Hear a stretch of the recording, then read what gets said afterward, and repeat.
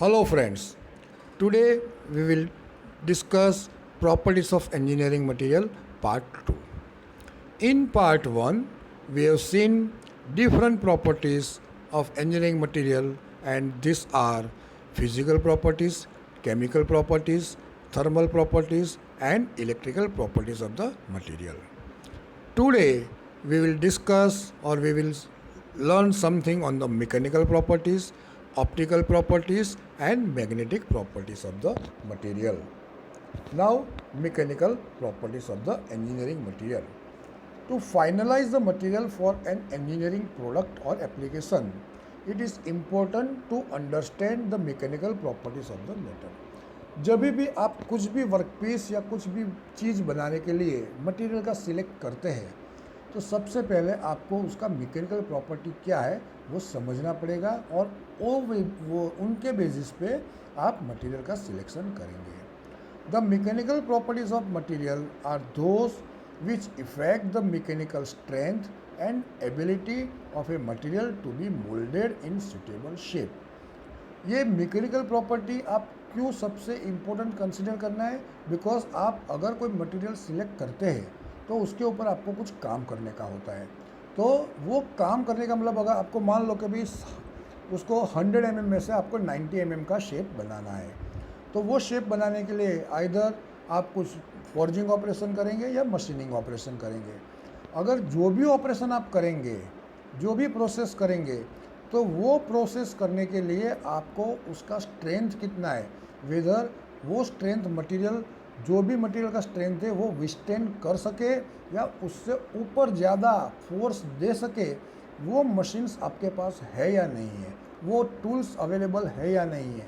तो ये दो चीज़ आपको ध्यान में रखनी पड़ेगी कि जब सबसे पहले आप कुछ भी मटेरियल का सिलेक्शन करते हैं तो उसका स्ट्रेंथ कितना है, या आपको अगर कुछ वही मटेरियल का शेप चेंज करना है तो आपके पास वो फैसिलिटी है या नहीं है. सो सम टिपिकल मैकेनिकल प्रॉपर्टीज आर, कौन कौन सी मैकेनिकल प्रॉपर्टीज है? Number 1, it is strength. It is the property of a material which oppose the deformation of or breakdown of material in presence of external force or load. जब भी material को आपको, जैसे मैंने बोला है कि आपको कुछ वर्क पीस बनाना है तो रेडीमेड हर वर्क पीस तो आपको जो चाहिए वो शेप या साइज़ में नहीं मिलेगा. तो आप क्या करेंगे कि मान लो कि मैंने जैसे बताया कि आपको 100 mm डायामीटर का वर्क पीस रॉ मटेरियल मिला है, आपकी रिक्वायरमेंट है 90 mm डायामीटर. तो आपको क्या करना पड़ेगा? आपको उसको टर्निंग या फोर्जिंग करना पड़ेगा. अभी वो टर्निंग करने के लिए या फोर्जिंग करने के लिए आपको कुछ फोर्स अप्लाई करने पड़ेंगे. लेकिन आप जो भी फोर्स अप्लाई करेंगे वो अगर सब फोर्स वो मटेरियल एब्जॉर्ब कर लेता है तो आपका जो मटेरियल को शेप 100 mm में से 90 mm बनाना है वो नहीं बना पाएंगे. लेकिन आपको मटेरियल कौन सा सिलेक्ट करने का है कि आप जो भी फोर्स दो वो फोर्स को वो सहन ना कर पाए और आपको जो शेप चाहिए वो शेप में आप उसको मटेरियल को मोल्ड कर सके. मोल्ड मतलब उसको आप वही शेप में आप जो आपकी रिक्वायरमेंट है उसमें ला सके. Materials which we finalize for our engineering products must have suitable mechanical strength to be capable to work under different mechanical forces और लोड. उसके साथ में आपको वो भी देखना है कि जैसे आपको उसको शेप चेंज करना है तो आप उससे ज़्यादा फोर्स देंगे तभी शेप चेंज होगा. उसकी स्ट्रेंथ जो है उससे ज़्यादा फोर्स आपको देना पड़ेगा. लेकिन आपको वो भी कंसिडर करने का पड़ेगा कि जो वर्कपीस आप बनाएंगे और जो वो वर्कपीस जो भी सिस्टम में आप यूज़ करेंगे तो उसके ऊपर इतना लोड नहीं आना चाहिए कि वो लोड से वो वर्कपीस का फ्रैक्चर हो जाए या उसको टूट जाए. तो आपको दोनों कंसिडर करना है कि मशीनिंग या फोर्जिंग करने के लिए उसका स्ट्रेंथ आपको उसके लिए कम होना चाहिए, लेकिन वही मटेरियल आप जब बनाएंगे तो वो जो भी सिस्टम में आप यूज़ करने वाले हैं तो उसका फोर्स या लोड इतना ना हो कि वो वर्कपीस आपका ब्रेक हो जाए. So that is known as the strength of the material. Second one is the toughness. It is the ability of a material to absorb the energy and gets plastically deformed without fracturing. Toughness क्या होता है कि वो deform होता है लेकिन fracture नहीं होता है. It is numerical value is determined by the amount of energy per unit volume. वो आपको किस तरह से आप उसका आप डिफाइन करेंगे, अमाउंट ऑफ एनर्जी, आप जितना एनर्जी देता है per unit volume. Unit volume means अगर आप उसको सेंटीमीटर में मेज़र करते हैं तो सेंटीमीटर क्यूब, मीटर में करते हो तो मीटर क्यूब, या मिलीमीटर में करते हो तो millimetre cube. It's units is joule. Joule is the unit of the energy and per metre cube. Value of toughness of a material can be determined by stress strain characteristic of a material. उसका stress strain characteristic क्या है material का, उसके ऊपर से आप define करते हैं. For good toughness material should have good strength as well as ductility. For example, brittle materials be having a good strength. Brittle material मतलब ग्लास है जैसे मैंने बताया, या कुछ सिरामिक मटेरियल है, उसका स्ट्रेंथ बहुत अच्छा होता है लेकिन लिमिटेड टू डक्टिलिटी, उसका डक्टिलिटी नहीं होता है, बराबर, तो वो टफ नहीं है. कन्वर्सली मतलब उससे उल्टा, मटीरियल्स हैविंग गुड डक्टिलिटी, उसका डक्टिलिटी अच्छा है but low strength are also not tough enough. Therefore to be tough, a material should be capable to withstand both high stress and high strain. कोई भी material का अगर वो stress और strain सबसे ज़्यादा ले सकता है या उसको विथस्टैंड कर सकता है तो हम कह सकते हैं कि उसका टफनेस अच्छा है. हार्डनेस. हार्डनेस क्या होता है? It is the ability of a material to resist to permanent shape change due to external stress. जैसे मान लो कि कोई कागज़ है, कागज़ के ऊपर आप नाखून से कुछ इम्प्रेशन लगाते हो तो उसका कागज़ के ऊपर इम्प्रेशन आता है, दैट मीन्स वो कागज़ है उसका हार्डनेस अच्छा नहीं है. या फिर आप कोई जो प्रोटेक्टर आपका होता है सर्कल बनाने के लिए, तो आपका एक पॉइंट उस कागज़ में रखते हैं तो क्या होता है, वो पॉइंट के कारण कागज़ में छेद हो जाता है, दैट मीन्स वो कागज़ का हार्डनेस अच्छा नहीं है. सो हार्डनेस कैसे होता है?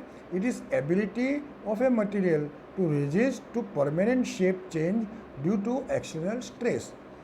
There are various measures of hardness: scratch hardness, identification hardness and rebound hardness.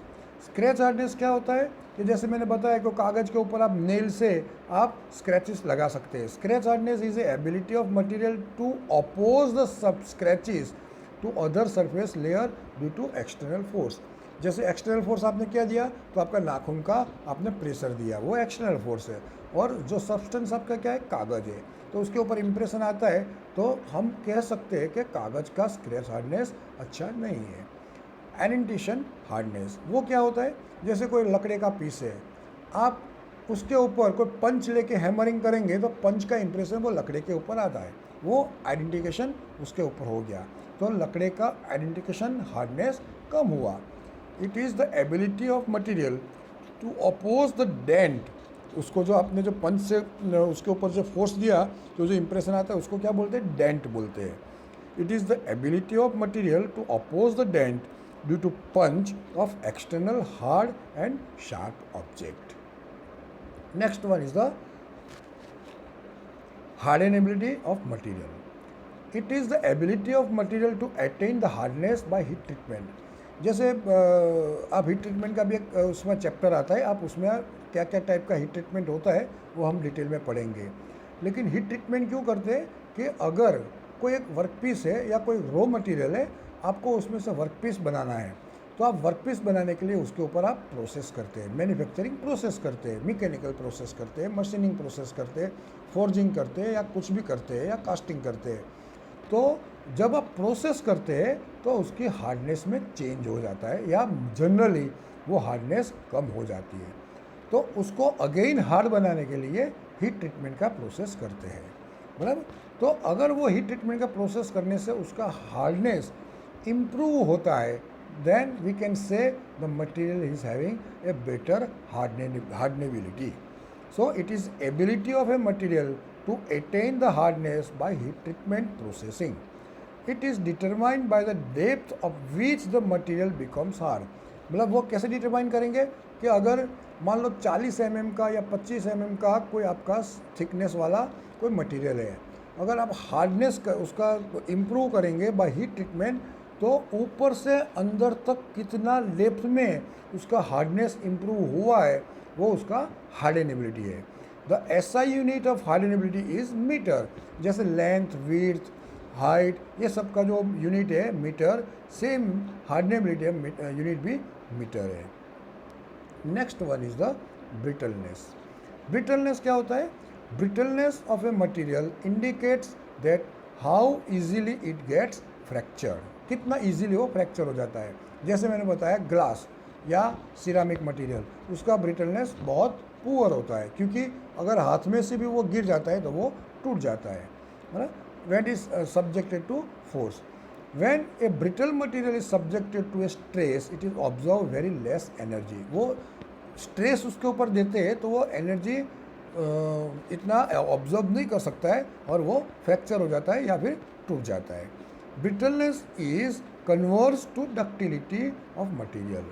Brittleness of material is temperature dependent, वो टेम्परेचर के ऊपर उसका डिपेंडेंट होता है। सब metals which are ductile at normal temperature, कोई नॉर्मल टेम्परेचर पे वो डक्टाइल है, लेकिन अगर उसको हीट करते हैं तो वो ब्रिटल हो जाता है या उससे उल्टा भी होता है। Next one is the malleability.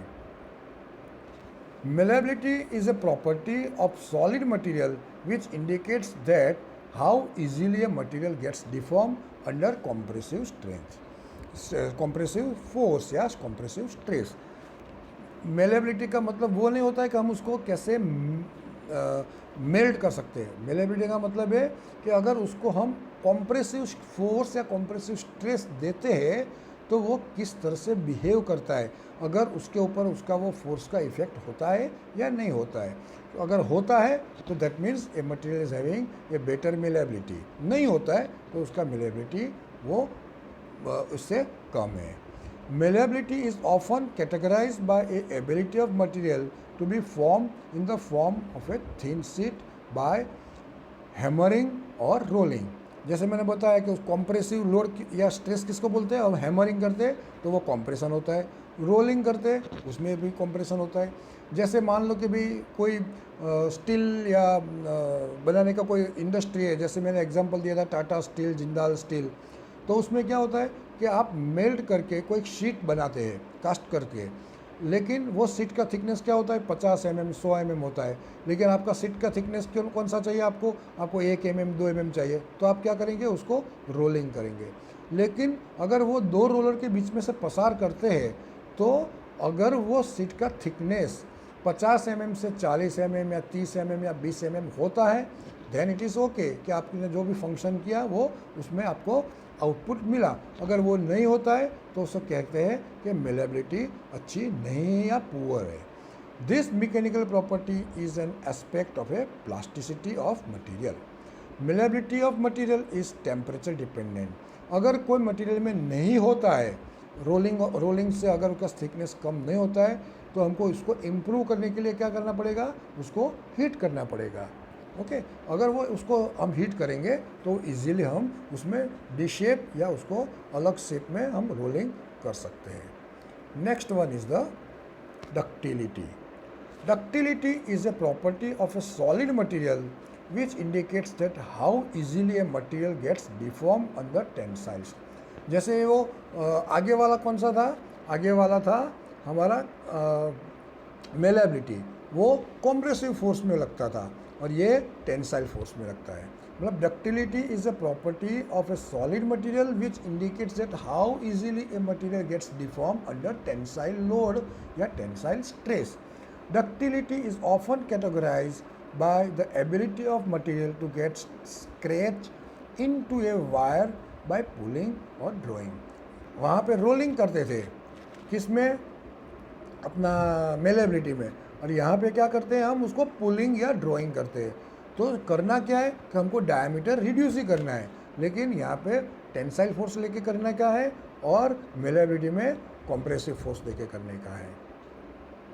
This mechanical property is also known as aspect of plasticity of material and is temperature dependent. जैसे आगे वाले में भी जो मेलेबिलिटी में भी था वो भी टेम्परेचर डिपेंडेंट था। अगर कोई रॉड को आप पुल या उसको ड्राइंग करके अगर आप थिन नहीं बना सकते तो आप क्या करेंगे, उसको हीट करेंगे, हीट करेंगे तो आपको उसका डक्टिलिटी इम्प्रूव मिलेगा। Next one is the creep.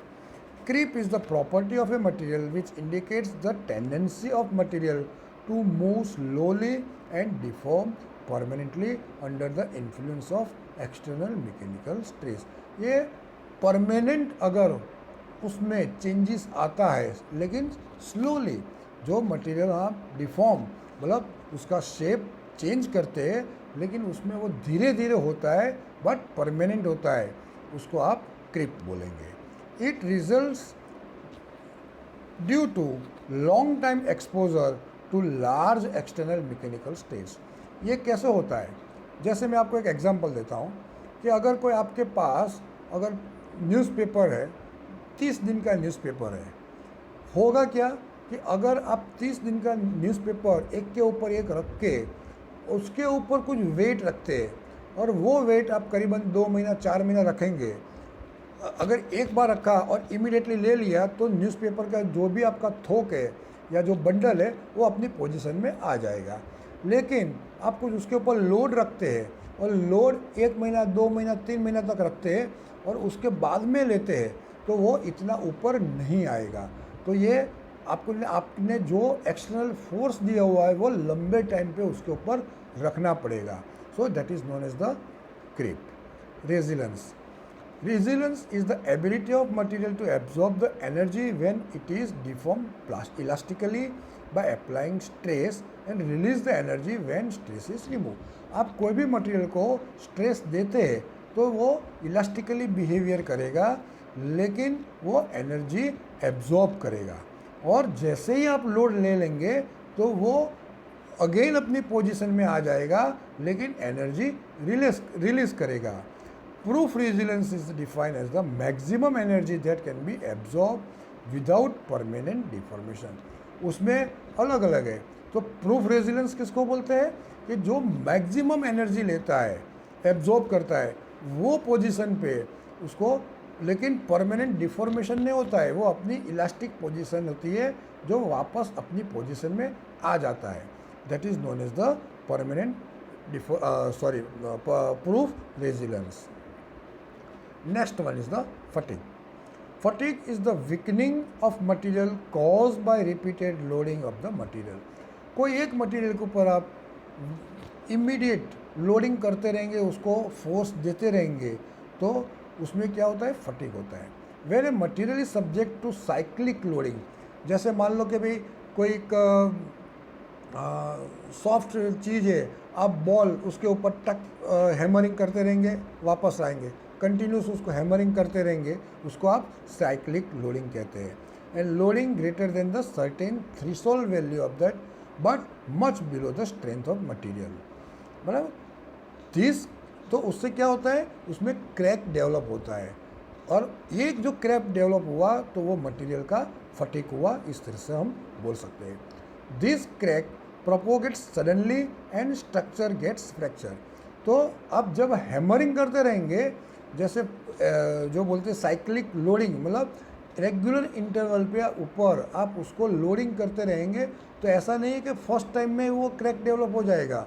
हो सकता है 200 बार 500 बार 1000 बार किया उसके बाद में क्रैक डेवलप होगा, लेकिन क्रैक डेवलप होने के बाद उसका फ्रैक्चर जो होता है, जैसे 10,000 बार आपने उसको लोड दिया उसके बाद में क्रैक डेवलप हुआ, तो ऐसा नहीं है कि उसको फ्रैक्चर कंप्लीट तोड़ने के लिए दूसरी 10,000 बार आपको उसको लोडिंग करना पड़ेगा।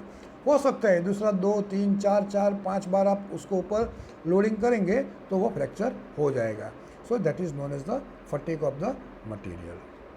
The next category of the property of material is optical property. Optical property characterize the response of material to incident electromagnetic radiation, for each material the incident radiation is partially transmitted, partially reflected and partially absorbed। मतलब कोई material के ऊपर आप अगर light उसके ऊपर throw करेंगे तो क्या होता है, उसमें रेडिएशन होता है और उसमें वो लाइट पार्शियली ट्रांसमिट करता है, पार्शियली रिफ्लेक्ट करता है और पार्शियली ऑब्जर्व भी कर लेता है। Optical properties that define the material response to the incident radiation can be describe as transmissivity, reflectivity and absorbivity. Next one is the magnetic property of the material. To finalise the material for an engineering product और application, जैसे मैंने बताया कि आपको कुछ workpiece बनाना है तो उससे पहले आपको मटेरियल का प्रॉपर्टी जाननी पड़ेगी और उसमें मैग्नेटिक प्रॉपर्टी भी जाननी बहुत ज़रूरी है। We should have the knowledge of magnetic properties of the material. The magnetic properties of a material are those which determines the ability of material to be suitable for a particular magnetic application. Some of the typical magnetic properties of engineering materials are permeability. It is the property of magnetic material which indicates that how easily the magnetic flux is built up in the material. Sometimes it is also called the magnetic susceptibility of the material. कि अगर magnetic flux वो material पे कितना जल्दी या easily हो सकता है उसको हम परमेबिलिटी कहते हैं। रिटेंटिविटी, रिटेंटिविटी क्या होता है, उसका नाम ही बताता है कि अगर कोई मटेरियल है उसको हम एक्सटर्नल मैग्नेटिक फील्ड के पास में रखते हैं तो वो क्या होता है, धीरे धीरे जो मटेरियल है जो नॉन मैग्नेटिक है उसमें भी मैग्नेटिक फ्लक्स प्रोड्यूस होता है और बाद में अगर वो मैग्नेटिक मटेरियल ले भी लेते हैं तो भी थोड़े समय के लिए वो मटेरियल में मैग्नेटिक फ्लक्स रहता है। ये जो मैग्नेटिक फ्लक्स या उसका मैग्नेटिक बिहेवियर जो होता है उसको हम रिटेंटिविटी बोलते हैं। Next one is the coercive force.